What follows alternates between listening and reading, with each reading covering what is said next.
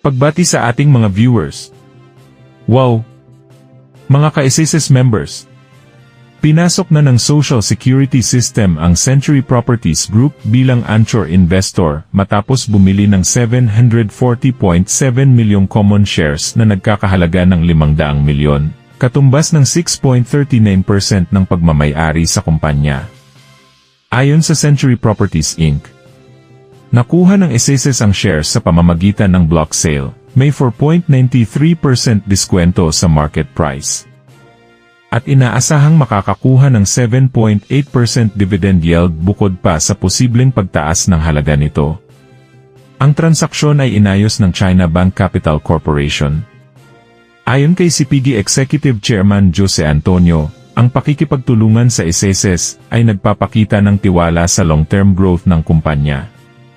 Dagdag pa ni China Bank Capital President Ryan Martin Tapia, pinapakita nito ang lakas at potensyal ng CA sa merkado. Ano inyong opinyong sa isinagawang aksyon na ito ng SSS?